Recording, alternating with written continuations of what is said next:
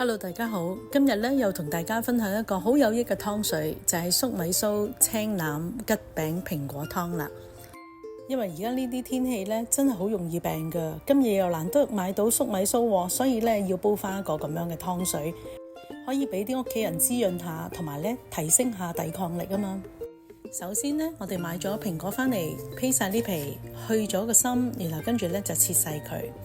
跟住青橄欖咧，亦都係要洗乾淨之後，記得咧用刀拍扁佢，咁樣會更加容易出味，同埋個功效就可以更加提升啦。跟住我哋個桔餅咧，用水沖下佢，然後跟住咧，我哋就將佢咧切開。我哋可以將佢對半咁樣切開又得，或者再切細啲都得嘅。同樣啦，因為咁樣咧，亦都可以出味。我哋準備好晒之後，就將佢咧放入4500ml嘅水裏面。其實水嘅多少咧冇一定嘅，就視乎咧你嗰個煲呢個湯嘅器皿咧個煲有幾大。今次我用咗4500毫升嘅水，大約就係呢個煲嘅半煲啦。然後煲佢1個鐘頭，咁就完成噶啦。嗱，係咪好簡單呢？但係咧呢個湯水咧真係個功效好好噶。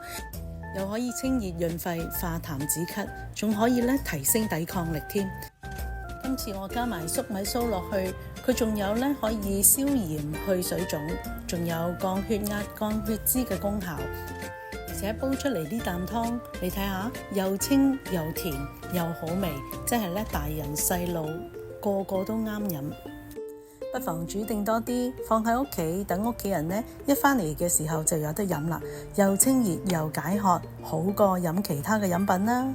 仲有最重要，梗係幫我手分享俾多啲朋友一齊追蹤我專頁啦。多謝你哋嘅支持，拜拜。